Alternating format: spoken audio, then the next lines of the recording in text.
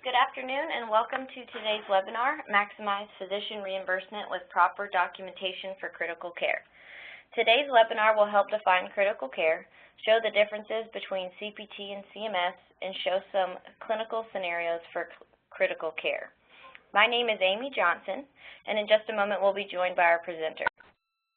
If you have any questions that you would like to submit for the question and answer at the end of the webinar, click on the icon with the question mark and type in your question at any point throughout the webinar. We'll gather these questions and try to address as many as time permits at the end of the session. If we do not get to your question, we will follow up with you with an email one-on-one. We will have a recorded version of this session in the event that you want to go back and review the material, or if you want to share the presentation with a colleague who is unable to attend. I will distribute the recording of this event to all attendees. Leading our discussion today is Greer Contreras, Vice President of Revenue Cycle Management Compliance.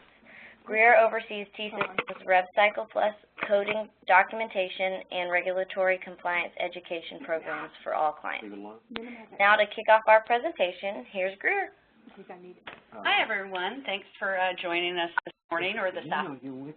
There you are in the. We were told exactly something. We're going to talk a little bit about the definition of critical care. Apparently they had a really and CMS, timing, what counts and where, clinical scenarios for critical care, and then the documentation that's needed, and also a little bit about separately.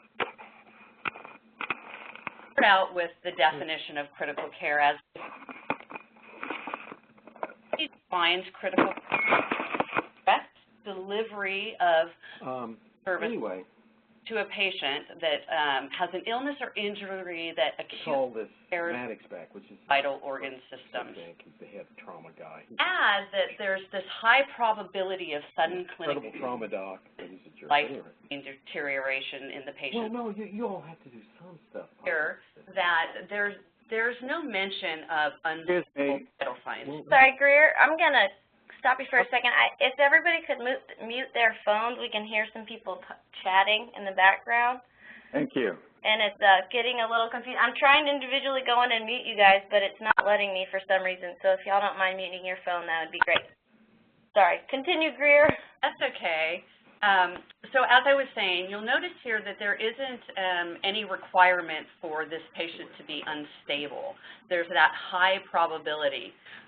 So it's not just your crash and burn patients. You know, it's those patients that have the, the potential, the high probability that things could go south for them.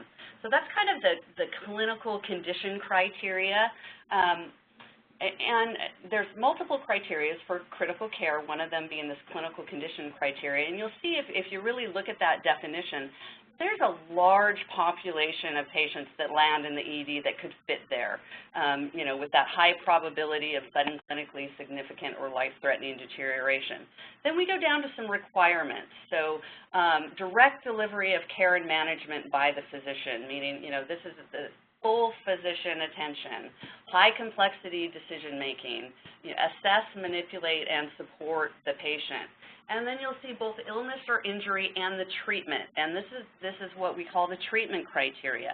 You'll see that the requirements is that you're providing some sort of treatment to this patient. So when we think about the patients that might not have unstable vital signs, but they do have that high probability, it might be your treatment that's preventing them from going south, and that certainly would qualify as critical care. Now we look at CMS, and how does CMS differ from the CPT definition of critical care? What they add, they use the same definition.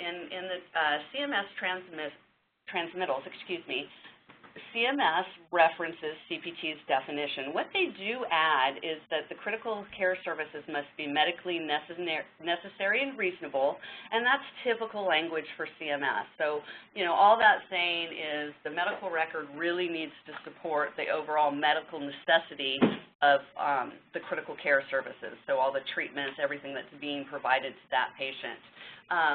You'll see that it mirrors the only if both the illness or injury and treatment, again, the keyword there being treatment, being provided meets those requirements. And then one of the that CMS does add that is not, the second thing CMS adds that is not in CPT is they add the language of on an urgent basis. So again here, this could be a patient where vital signs are not unstable, but you have urgently intervened. So you've provided an intervention on an urgent basis, and if you hadn't have done that, the patient would have further deteriorated. So that's two of the differences between CPT and CMS is one that, CMS adds the medical necessity statement, and then they also put into the language that this treatment that we're talking about needs to be urgent basis.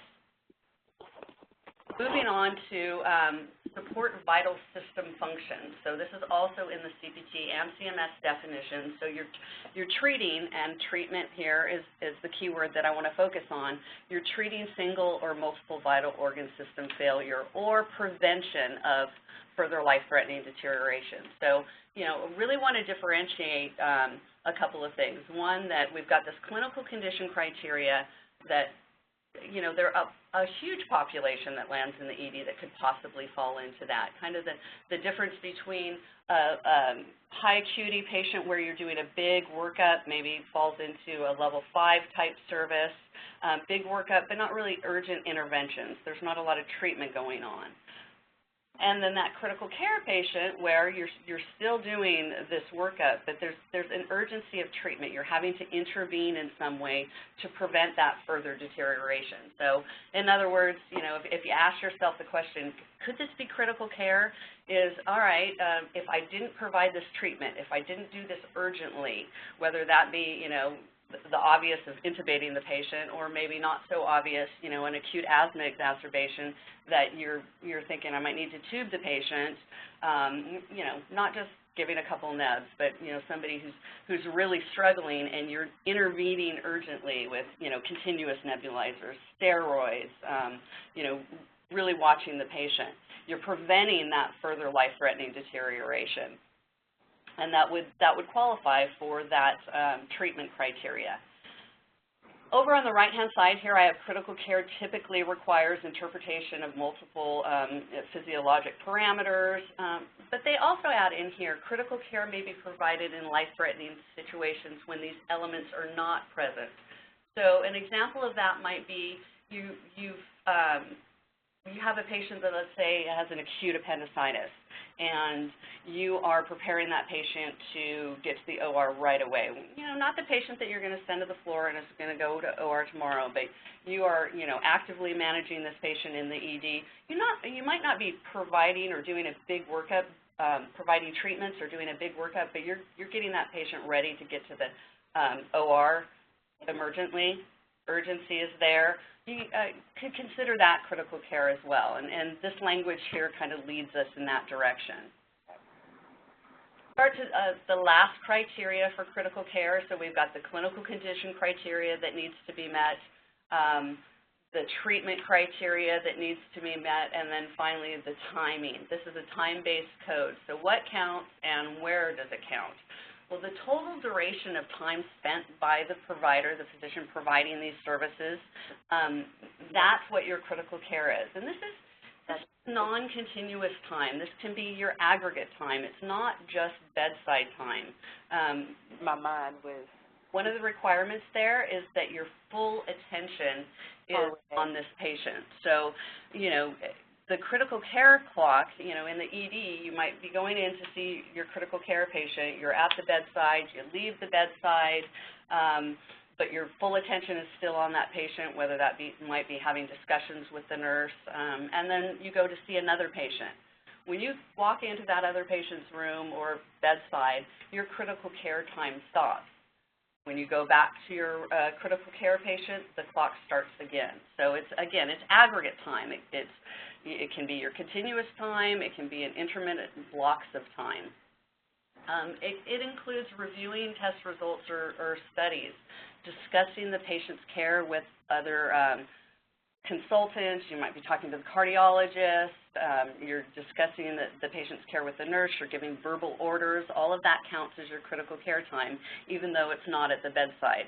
It's your full attention is there with the patient. Time spent with family members can count for critical care. If you're obtaining medical history, reviewing the patient's condition, discussing treatment options, again, as long as that conversation bears directly on the management of this patient. Documenting in the medical record is another thing, that counts towards your critical care time. So you go in and you're at the bedside, and then you go and you do some documentation on that patient. That also counts for your critical care time. It's important to understand that you have to be immediately available to your patient in order for it to count as critical care time if you're not there directly at the bedside. So one of the points in CPT is that as long as you're having these conversations, whether it be on the phone with a consultant or the conversation with the family member, as long as you're actually in the unit or on the floor. So if you're not readily available to that patient, or you're not on the same floor in the same unit, which would be the emergency department, then that time does not count. So an example of one of the things that comes up one of the questions that comes up frequently is, okay, what about that patient that you get off to the cath lab in 12 minutes? Well, one of the things you're not meeting here is that minimum time threshold. You need at least 30 minutes, again, of non-continuous time in order to capture critical care. So if you don't have 30 minutes of critical care time, you're not going to be able to code it. Might be a critical patient, but you did your job and got that patient to the cath lab in 18 minutes. It's not going to qualify for critical care. You might be documenting on this patient. You might be discussing with the cardiologist about this patient. But again, if that patient is already in the cath lab, you are not immediately and readily available to the patient, so you can't count that as your critical care time. So that would be an example of when your documentation time will not count towards your critical care time. So critical care time is, as I said, minimum threshold is 30 minutes. Your first hour of critical care is 30 to 74 minutes. So the code that would be applied there is your 99291, and you would just apply it once. You only use that 99291 one time. And then for your additional blocks of critical care, so they're in 30-minute increments, so you have 75 to 104 minutes and so on. One of the things you want to remember is your clock stops when you're performing separately reportable procedures or services. So if you're intubating a patient, you need to subtract that time from your total critical care time. And we'll go into some common separately reportable procedures in a couple of slides. Also, time spent on activities that don't directly contribute to the treatment or the care of the patient, that is not included in your critical care time. So again, if in the ED, even when you have critical care patients, you have multiple other patients as well. So you need to remember to stop the clock when you're going and you're treating other patients. Full attention, any time that's counted in critical care has to be provided and spent just on that critical care patient.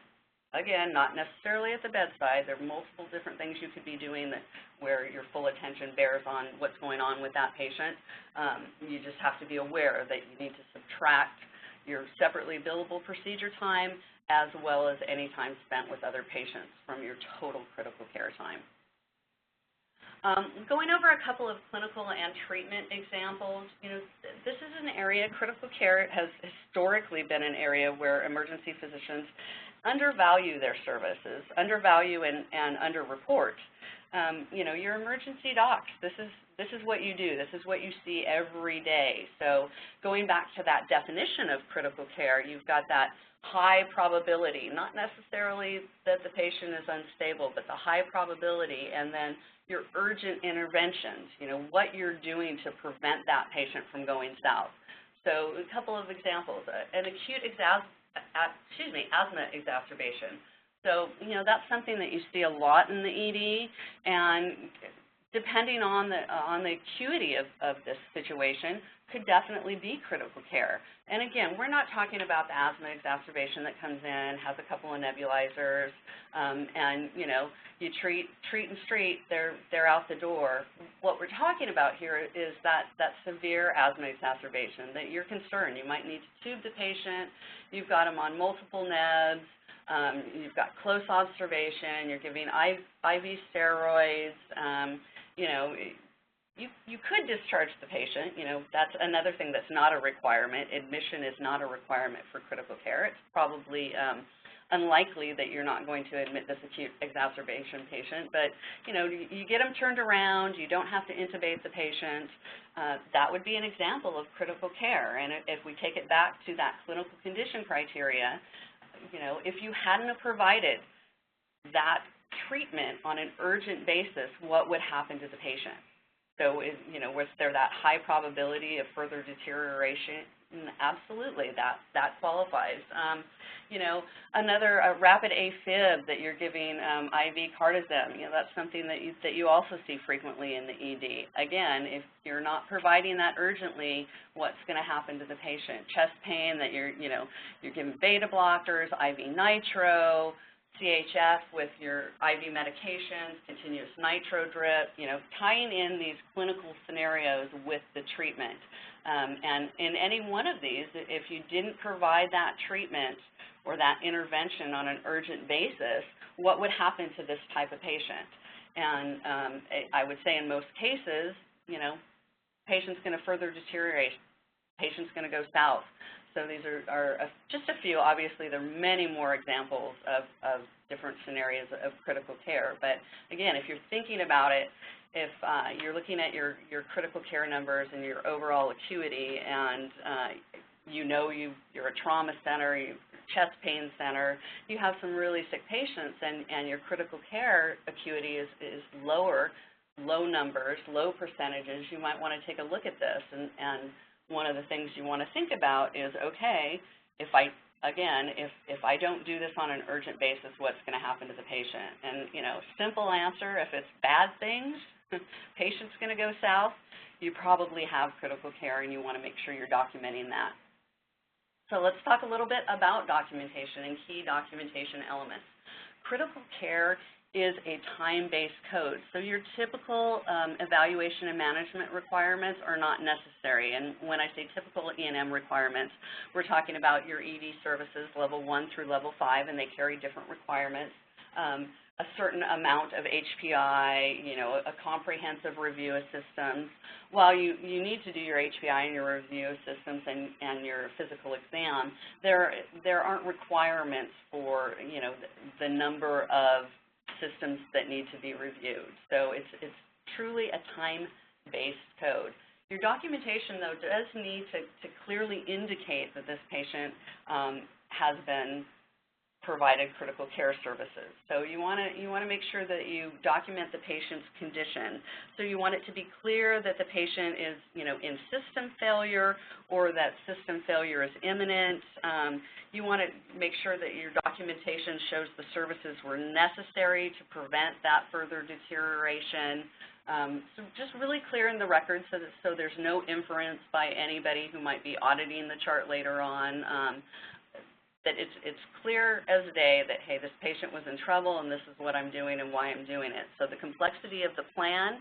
It's also documentation. You want to demonstrate that there was the need for this high complexity decision making.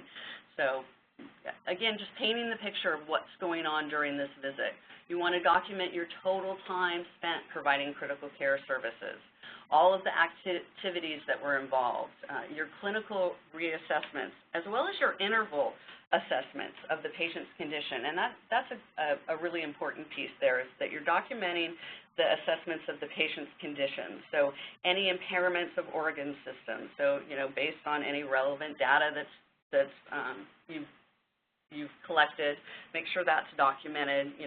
If you've got lab work and diagnostic testing, documenting the interpretations of those. You might not be billing for them, but you want to make sure that that's documented. That helps support the whole critical care service. Details of family discussions, so including the patient's status, where they were unable to respond, unable to give you any information, so you had to get that information from the patient's family. You want to have things like that documented, and also notation of procedure time exclusion. So if you're doing multiple procedures, one procedure that you're going to be able to bill separately, you want to make sure that exclusion time is documented. So your total critical care time you can have documented as I spent 35 minutes providing critical care time excluding any billable procedures. And that way there's no question about it. If somebody else is looking at your chart afterwards, it's clearly documented that you might have intubated the patient, put a line in the patient, you've got 35 minutes of critical care, and you've already stated that that time does not include the time spent doing those procedures.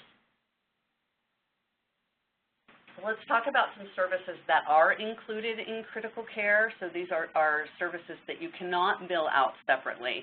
Interpretation of cardiac output measurements, pulse oximetry, which we don't typically bill out in the ED setting anyway. Interpretation of chest x-rays, so that PC means professional component. Those are bundled into critical care services. Blood gases, gastric intubation. I'm not going to read the whole list. So anytime you're performing any of these on the professional side, that will be bundled into critical care, and you will not bill those out separately. CMS also bundles the same procedures into critical care, but they differ when it's related to the time frame. So for CMS, they use the entire calendar day. So when it's relevant for time and bundling, the entire calendar day for which critical care is reported, all of those are bundled into it, whereas CPT, it's only during that critical care time. So that's a little difference between CMS and CPT. Some common separately billable procedures. So if you're doing CPR, that's a separately billable procedure. With CPR, you have to remember, though, that's while it's being performed. So CPR is typically a length of time, so you would have to exclude that or subtract that from your total critical care time. So the timing there is key. You're intubating a patient, you're doing an LP, putting in a central line, chest tubes, EKG interpretations, all of those are separately billable. You want to remember, again, that the clock stops when you're performing these separately billable procedures. The easiest way, I think, your documentation, and I'm just going to repeat this, your documentation can express that is by adding the statement of your total critical care time. I spent 45 minutes providing critical care exclusive any separately billable procedures. If you wanted to list out all the different procedures that you did, good, better, best, that would fall on the best side, but it's certainly not necessary as long as you do have that statement of exclusion. And that's it. Thanks, Greer. We do have one question so far, and if you guys have any questions, please type them into the question and answer box so Greer can answer them for you. The question is, how would it be best to handle CC when seeing a PT with a physician extender, PA or ARNP?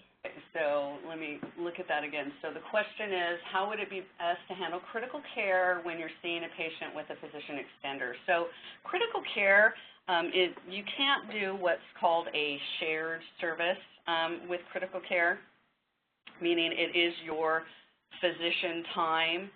So, a mid-level provider, as long as it's within their scope of practice, can provide critical care services, but it can't be a shared visit like you would an original or a typical E&M visit, meaning, the PA or the NP goes in and provides care to the patient, and then you come in and just do a portion of it. This is through time that you're spending as the provider treating this patient. So it's not a circumstance where you can share the visit. Any other questions? I don't see any, but let's just give everybody a second to maybe write some questions down. let's see, I think there's another question here. Just to clarify, if you circle critical care time in the template and have explained your critical care time correctly, then you're not correct.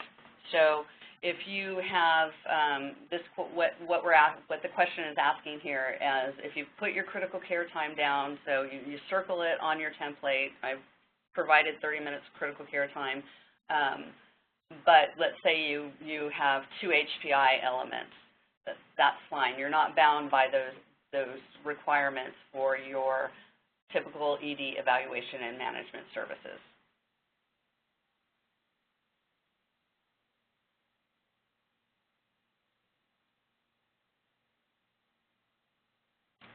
Can a patient who is made a DNR be billed as critical care if no interventions are done based on that decision, even though they are critically ill? Okay, so that's a great question.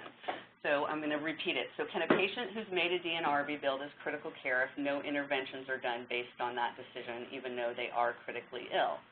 So, part of critical care, the definition and the requirements, is that there is treatment going on. There's an urgent intervention. But if we take it back to that one slide where from a CPT standpoint, and again, this is CPT, it also states that there are times when you might be providing critical care when those elements aren't present.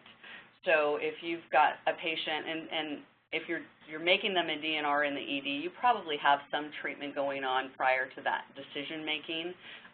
It's a little bit gray of an area, but that patient is critically ill. I would say any time, once you've made that patient a DNR, any time spent after that wouldn't qualify for the critical care. But I think you'd have a good argument for critical care prior to making that decision. It's definitely a gray area.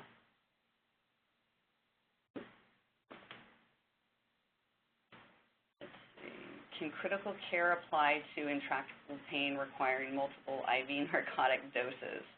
I love these questions. It's the different clinical scenarios. So,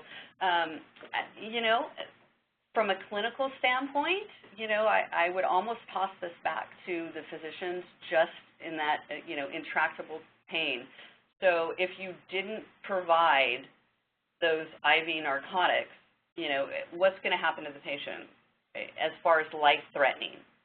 The patient's going to be in a lot of pain, but is their life threatened? If the answer to that is yes, then you could argue that that's critical care. But again, getting into some of these really gray areas, whether or not they're critical care, it's again, you do have that definition of the high probability. The patient doesn't have to be unstable. You're providing an intervention, which the example here, intractable pain that needs IV narcotic doses. I don't know that that's a life-saving intervention, or the urgency quite meets that critical care. I would kind of back away from that being critical care.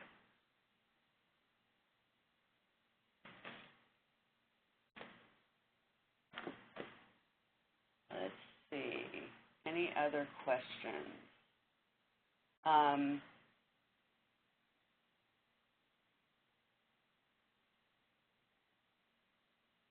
Do you see any other questions?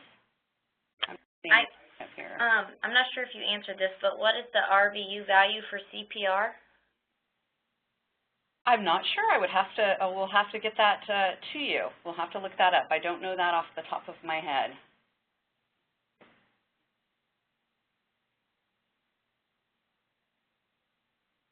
Well, it looks like that is all the questions.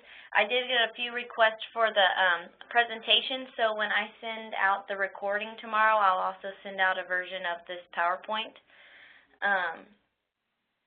Oh, we just got a new question. I spoke with a doctor this morning, and she mentioned billing critical care for alcohol intoxication. What are your thoughts? Well, again, this would be a situation where what was the treatment being provided that was preventing this patient from deteriorating? So alcohol intoxication, it can absolutely be life-threatening, and what are you doing to prevent that patient from going south. So it's one that this has got to be a really, really, really intoxicated patient, you know, that is in a situation that is life-threatening, that if the physician isn't intervening in some way, the patient is at risk for, you know, a life-threatening, going south, not making it type of situation. You could argue it. I'd have to see what the interventions are there.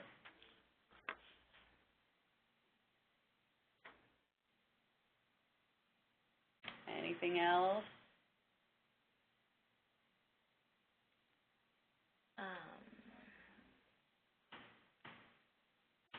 Well, I think that's it for the questions. For the one RVU value for CPR, we will follow up with you a little bit later, and we just like to thank you for attending today's webinar, and you guys will get an email from me tomorrow with the presentation and the recording. We hope you have a great day, and we really appreciate you attending. Thanks, everyone. Thank you.